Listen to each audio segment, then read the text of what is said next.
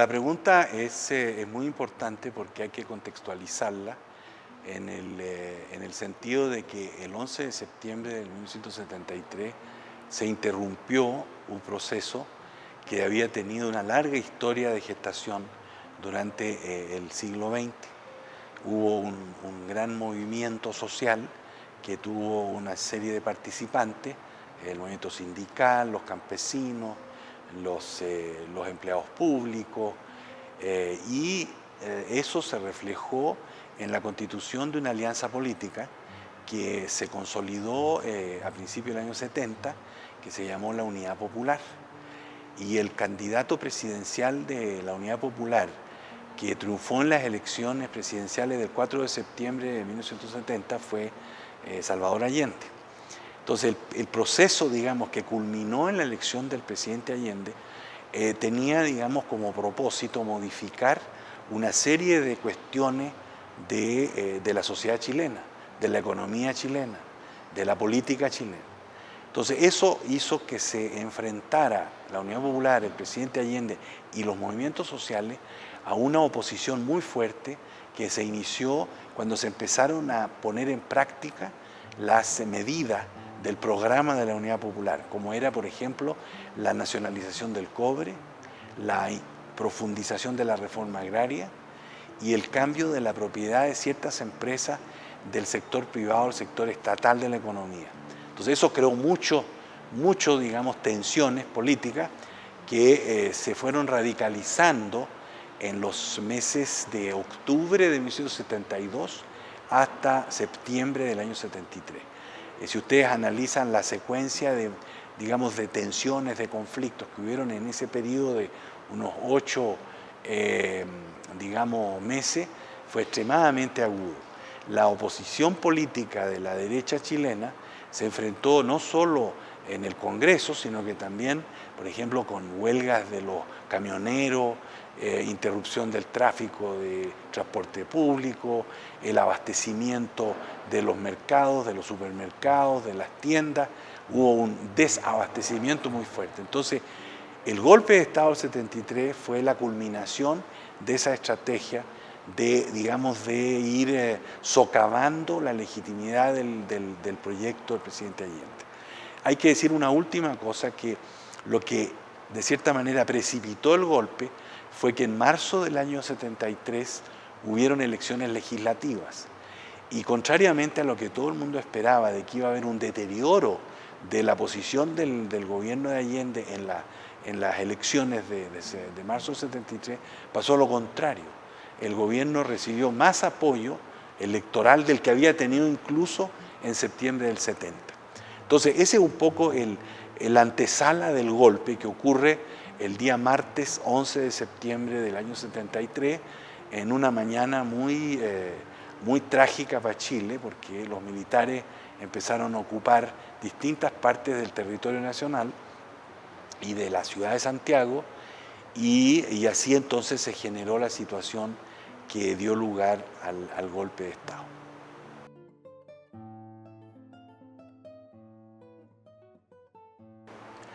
Bueno, ya mencioné uno de los logros más importantes que en forma muy interesante se ha mantenido hasta el día de hoy, y fue la nacionalización del cobre. Es decir, la propiedad de las minas de cobre de Chile. El cobre es uno de los productos centrales de la economía chilena. Representa más o menos el 40% del valor total de las exportaciones de Chile. Es un producto estratégico. Así como el petróleo es estratégico en México, el cobre es estratégico en Chile. Entonces, en los meses, principios del año 1971, se inició un proceso de análisis de cómo las empresas americanas, dos empresas americanas, la Anaconda Copper Corporation y la Kennecott Copper Corporation, que eran propietarias de dos grandes minas en Chile, de la mina de Chuquicamata en el norte, en la provincia de Antofagasta, y de la mina del Teniente en la provincia de O'Higgins, cerca de la ciudad de Rancagua. Cómo habían manejado estas empresas el cobre, y se empezó a constatar de que había muy pocas inversiones, que se estaban dando procesos de extracción intensificada del mineral, porque las empresas estaban dándose cuenta que con el triunfo de Allende quizás se iba a dar la nacionalización. Entonces se documentó el proceso. Hubo una gran discusión y en el 11 de julio del año 71 se hizo un decreto que aprobó la Cámara de Diputados y la Cámara de Senadores en conjunto, lo que en Chile se llamó el Congreso Pleno, hizo la ley de nacionalización del cobre. Y se expropiaron entonces estas dos grandes minas y otras minas que también les pertenecían a ellos, como por ejemplo la mina andina y otras minas. La cosa entonces que a partir del 11 de julio del 71, el cobre pasó a ser propiedad del pueblo de Chile a partir de la decisión del Congreso Pleno. Fue una decisión democrática porque todos los sectores sociales y políticos participaron de esa decisión. Eso es un logro que se ha mantenido hasta el día de hoy, porque la dictadura militar, contrariamente a lo que mucha gente creía, no devolvió las minas del cobre a las empresas, a la Anaconda y a la Queneco. De todas maneras, no fue fácil. No fue fácil asumir el control de la minería del cobre porque había muchos problemas en la economía nacional que obligaron a financiar las inversiones con recursos escasos. Entonces, hubieron muchas reacciones de las compañías. Por ejemplo, embargaron las bodegas en los puertos europeos, en Le Havre, en Amberes. Hubieron negociaciones internacionales, muchas tensiones y también tensiones internas, porque en las grandes minas el personal, por ejemplo los ingenieros, los supervisores, habían sido remunerados en dólares hasta ese momento. Y una de las primeras medidas de la administración nueva de la nacionalización fue de suprimir remuneraciones en dólares. Entonces eso ustedes pueden imaginar que generó descontento y qué sé yo. También los trabajadores reaccionaron no en forma muy patriótica, porque en un momento dado empezaron a también intensificar los conflictos, a buscar, digamos, mejorar su situación económica. Entre paréntesis, los resultados electorales en las minas, en los distritos mineros, no habían sido tan positivos en septiembre del año 70 como para creer de que los trabajadores eran automáticamente parte de la alianza de la Unidad Popular. Entonces eso es uno de los logros, se mantuvo, y también porque hay que mencionar que los propios militares, los generales, dijeron que era importante tener el control nacional del cobre porque ellos hicieron un decreto ley que permitió que el 10% del valor de las exportaciones de cobre fueran al presupuesto militar. Entonces tenían vela en el entierro y por eso que durante toda la dictadura se mantuvo la propiedad y después de la transición democrática del año 90 se ha mantenido hasta el día de hoy. Entonces es muy difícil imaginar que se vuelva a tener una propiedad extranjera o privada de la minería del cobre. Otro logro importante, pero ese más ambiguo, fue la reforma agraria. Cuando llegó al poder el presidente Allende, la reforma agraria ya se había iniciado en el gobierno del presidente Frei, pero no había llegado a ser tan importante como fue entre noviembre del 70 y el golpe, porque se repartieron todas las tierras de los latifundios chilenos. Se cambió la estructura de propiedad de la tierra en la agricultura chilena. Entonces, los campesinos, durante el gobierno de Allende, asumieron el control de la producción agraria y fue entonces a través de distintos mecanismos, lo que se llamaban, digamos, los asentamientos campesinos, que empezaron a tomar el control de las grandes latifundios y empezar a producir para el consumo nacional y no solo para el consumo de los propietarios de la tierra. Digo que esto fue ambiguo porque, como dice un dicho, nadie sabe para quién trabaja. Entonces, cuando llegó el gobierno militar, también tomó una decisión interesante. No le devolvió la tierra a los latifundistas, pero abrió, digamos, le quitó hasta cierto punto el derecho de propiedad a los campesinos, esto de los asentamientos, y abrió una especie de remate de las tierras. Entonces muchos capitalistas, pequeños propietarios, qué sé yo, gente que tenía recursos, le fue a comprar la tierra a los campesinos. Entonces hay una cierta lógica capitalista. La reforma agraria en Chile, después del golpe, se transformó en una revolución del punto de vista agrario porque se puso a funcionar como una economía capitalista. Porque los campesinos no tenían recursos para poder financiar, digamos, fertilizantes, operar la tierra. Entonces, estuvieron dispuestos a vender las tierras que le había sido otorgado por la reforma agraria. Eso es muy importante mencionarlo porque también fue una decisión importante. Los militares no hicieron una restauración del poder de la oligarquía terrateniente, sino que más bien generaron un capitalismo agrario muy interesante. O sea, que dio lugar a que después de que se hubiera hecho esto de venderle la tierra a los nuevos capitalistas, se generara el boom de la agricultura chilena, el boom exportador. Porque estos nuevos propietarios tenían recursos, tenían plata en los bancos, qué sé yo, y entonces financiaron el boom de la fruta, el boom de la madera, el boom incluso un poco más tarde de la industria del pescado, de los salmones. Entonces, el milagro económico chileno empezó hasta cierto punto en la agricultura. En esa época de los años 80, por ejemplo, cuando ya esto estaba funcionando, acá en México, por ejemplo, empezamos a recibir exportaciones de uva, de duranos. Y también otra industria importante en la agricultura fue la industria del vino, la producción de vino, que también había pasado el mismo proceso. Entonces aparecieron los nuevos capitalistas de la industria vitivinícola, que también formó parte del boom exportador. En esa época Chile no exportaba, hasta el año 73, 80, Chile no era un exportador neto de vino. Hoy día es un exportador neto de vino a China, a Japón, a Europa, a todas partes.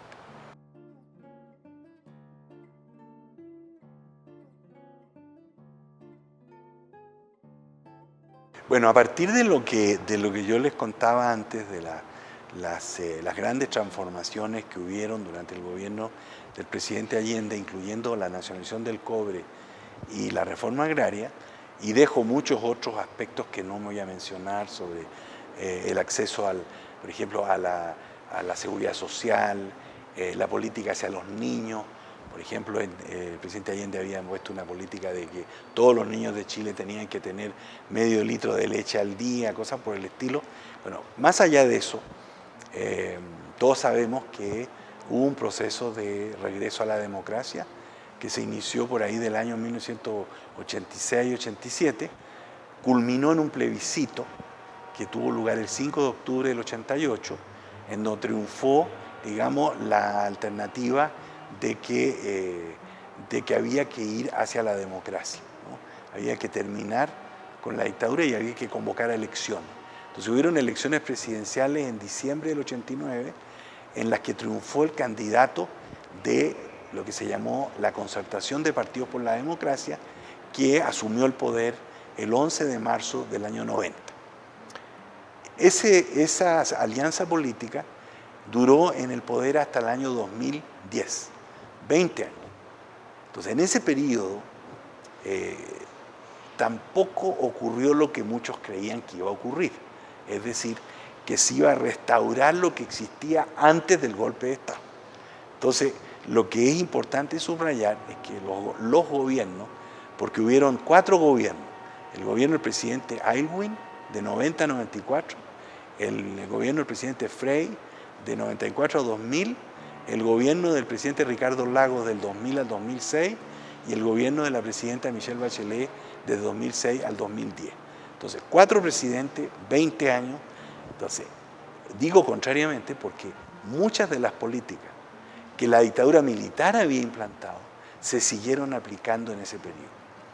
Entre ellas, por ejemplo, la cuestión de fortalecer el sector exportador, mantener, por ejemplo, las disposiciones laborales. El régimen militar había establecido una política laboral extremadamente agresiva contra los sindicatos y contra los trabajadores. Eso se mantuvo casi igual durante la década del 90. No hubieron cambios sustantivos. Todos los conflictos se manejaron en forma muy, muy autoritaria. El Estado no se involucró en las huelgas, no intervino para equilibrar, como se dice, los factores de la producción. Entonces, hubo mucho también reforzamiento de lo que se llama el neoliberalismo. Por ejemplo, la apertura comercial. El país está abierto, el país desde los años 80 tiene unas tasas aranceles aduaneros extremadamente bajos. Se dedicaron a hacer lo mismo que acá en México. Ustedes recuerdan, en el año 90, 91 en México también se reforzó la apertura comercial, que culminó con el Tratado de Libre Comercio de México Estados Unidos, Canadá. Bueno, Chile hizo lo mismo. Chile empezó a firmar tratados de libre comercio con medio mundo, creo que tiene 50 tratados de libre comercio ahora. Entonces, el acceso a los mercados de exportación se facilitó mucho con esto. Y después también se mantuvo otra política importante que fue la privatización de las empresas paraestatales. En vez de que el acero, hay una empresa estatal que existía antes que generaba azúcar de betabel y cosas por el estilo, o otras industrias que eran de propiedad estatal, no se reestatizaron, se mantuvo. Y sobre todo, el régimen o los gobiernos en la concertación facilitaron la entrada del capital extranjero a la gran minería del cobre. Entonces, la Corporación del Cobre, sector estatal, que no se había regresado a los capitalistas extranjeros, empezó a perder peso en el conjunto de la economía minera chilena, porque las grandes empresas australianas, canadienses, suecas, etcétera, empezaron a invertir en yacimientos mineros que hasta ese momento estaban inexplotados. Lo que llevó que en estos últimos, digamos, en los años 90-2010, se generara un sector privado extranjero en la gran minería del cobre. Entonces, no es que se haya, digamos, vuelto atrás sobre la estatización, digamos, el logro de estatizar la economía del cobre, sino que se le abrió las puertas al capital extranjero para que empezaran a invertir en la gran minería. Hoy día están casi 50-50. Es decir, el peso de la producción del sector estatal es casi igual al peso del sector privado extranjero. Y eso entonces está muy cuestionado porque las empresas extranjeras no procesan el cobre, sino que hacen lo que se llama el concentrado de cobre, y ese concentrado se va, un polvito que muelen todo, no lo convierten en lingotes, en piezas de cobre de 99%, sino que lo exportan como con 80% y lo mandan a refinerías que existen en Estados Unidos, en Australia, en Japón sobre todo. Entonces hay un problema ahí que ha surgido últimamente de que se están llevando el cobre sin procesar y están realizando, capitalizando sobre eso afuera de Chile. Entonces Chile no se beneficia de tener a estas mineras, salvo unas cosas muy marginales, por ejemplo, que son los impuestos, los salarios, o una cosa que se inauguró durante el gobierno del presidente Lagos, que se llama la royalty, que pagan el 5% de las utilidades al Estado de Chile como gran contribución al desarrollo del país. Ese es uno de los síntomas de que en Chile hay lo que yo llamo los silencios del milagro. En Chile ese es un silencio. Nadie dice que que el 50% del valor de la producción de cobre se realiza fuera de la economía chilena. Y hay otro silencio, por ejemplo, en términos laborales. No se modificaron las leyes laborales. En 20 años los sindicatos chilenos se han debilitado mucho. No existe capacidad reivindicativa. El derecho de huelga está coartado. Creo que después de 10 días de huelga, los empresarios tienen derecho a contratar otras personas para trabajar en los puestos de la gente que está en huelga. Entonces se ha debilitado mucho la capacidad de respuesta. En lo único que quizá hubo un cierto progreso fue en los salarios. Es decir, los salarios reales de los trabajadores chilenos entre el año 90 y el año 2010 tuvieron mejoramientos sustantivos. Por ejemplo, hoy día el salario mínimo en Chile es equivalente a más o menos unos $400. Si ustedes lo comparan con lo que es el salario mínimo en México, hay una diferencia muy fuerte. Y otro silencio importante es la política fiscal, la política de impuestos. Las grandes empresas no pagan los impuestos sobre las utilidades que deberían pagar, con un argumento que se estableció en la época de la dictadura, y es de que si uno le cobra impuestos a los empresarios no van a invertir. Entonces mejor dejarlos sin cobrarles impuestos para que inviertan, lo cual no ha sido necesariamente un resultado que se haya obtenido. Ahí entonces el efecto de todo esto fue, y quizás con eso termino, una radicalización de la distribución del ingreso. A pesar del desarrollo de la agricultura, de la minería, de muchos sectores exportadores, de mucho progreso económico, para decirles una cifra, el Producto Interno Bruto de Chile se cuadruplicó entre el 90 y el 2010. 4 veces, 400%. Pero eso fue radicalizando la distribución del ingreso, porque resulta que el 10% más alto de la distribución del ingreso se lleva más de la mitad del Producto Interno Bruto de Chile. Y todos los demás se quedan con la otra mitad.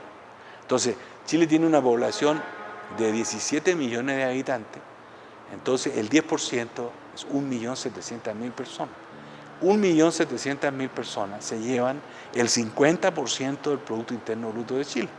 Y el otro digamos, 90% se lleva la otra mitad. Entonces, eso es muy importante porque la gente dice, no, si el desarrollo produce igualación de los ingresos, al contrario. Hay un índice que se llama el índice Gini, que compara, por ejemplo, de todos los entre países, uno puede comparar. Chile, por ejemplo, es más desigual que Brasil, es mucho más desigual que México, a pesar del crecimiento económico. México no ha cuadruplicado su Producto Interno Bruto, pero tiene una distribución de ingresos menos aguda que la que tiene Chile. Hay un último asunto importante. También hay que reconocer de que, por ejemplo, la pobreza en este esquema ha disminuido. O sea, el decil más pobre, el que está abajo de la estructura, ha mejorado su situación en relación a lo que tenía en la época de la dictadura. Pero eso no quita, no corrige la desigualdad fundamental que existe en el país. Eso explica los acontecimientos que hemos visto en los últimos 2 o 3 años, que son los problemas de la movilización de los estudiantes secundarios, universitarios, el aumento de las huelgas. Es decir, no se entiende bien, si está tan bien, si este milagro funciona tan bien, ¿por qué la gente, la mitad de las veces uno saca la televisión y salen protestando en la calle y se enfrentan a la policía, etcétera? Por eso, porque la desigualdad de los ingresos, no, digamos, eso que se llamaba el goteo, que iba a crecer la economía y le iba a tocar un poco a todos, en Chile no ha funcionado. La teoría del goteo aumenta el pastel, pero la distribución del pastel sigue extremadamente sesgada hacia los sectores altos de la sociedad chilena.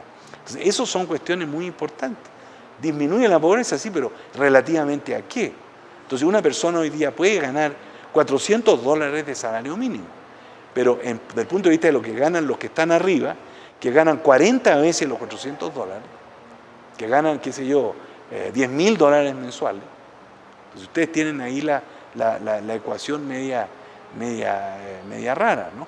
Bueno, entonces, es por eso que a mí me gusta hablar de eso, los silencios del milagro, que hay que tener un equilibrio. Sí hubo un proceso democrático, sí hubo una transformación del sistema político, sí hay elecciones, sí hay participación, pero el desarrollo económico no ha tenido los efectos que muchos esperaban. Y eso es lo que está hoy día a la antesala de las elecciones presidenciales del 11 de noviembre de este año. Cuando van a haber elecciones presidenciales, vamos a tener otra vez el mismo problema. Por ejemplo, la candidata a presidente, Michelle Bachelet, anunció antes de ayer de que iba a ser finalmente realidad la reivindicación de los estudiantes, que era la gratuidad de la educación en todos los niveles. Finalmente se atrevió a decir de que si ella es presidenta va a responder a la demanda de los estudiantes. Todavía no ha hablado mucho de la reforma fiscal, pero también va a tratar de hacer una reforma fiscal que le pegue más duro a esos que están arriba de la estructura de los ingresos. Y otras medidas, por ejemplo, de tipo más social, enfocado, por ejemplo, a las mujeres. En Chile, como las dos candidatas son mujeres, la Michelle Bachelet y por la derecha una mujer, las dos están buscando el voto femenino. Entonces, seguramente que en las próximas semanas vamos a ver así ofertones al público electoral femenino, en términos de, por ejemplo, ayuda de guardería, aumentar los horarios de los jardines infantiles para que los chiquillos puedan estar hasta que la mamá los pueda ir a recoger del trabajo, las cuestiones de pensiones, por ejemplo, el problema de las dueñas de casa. Las dueñas de casa en Chile están buscando tener seguridad social, porque la seguridad social del marido no alcanza para cubrir todo. Entonces, vamos a ver eso. Entonces, estos silencios del milagro, quizá en las próximas semanas de este año, de 2013, antes de las elecciones presidenciales, se van a hacer más visibles, ya no van a estar tan silenciosos, ¿no? Y la sociedad chilena hoy día, si ustedes ven las noticias, está en gran efervescencia precisamente para buscar hacer públicos los silencios. No se crean que fue tan milagroso el asunto, ¿no? Entonces los estudiantes, las mujeres, los intelectuales, los profesores, todo el mundo está planteando precisamente cuáles son los silencios que existen en la sociedad chilena. Entonces estamos en un momento muy interesante, que es bueno en este 40 aniversario del golpe, ver el ciclo, ¿no?, que se inició el 73 y que está hoy día, después de 40 años, ahí planteado. Gracias.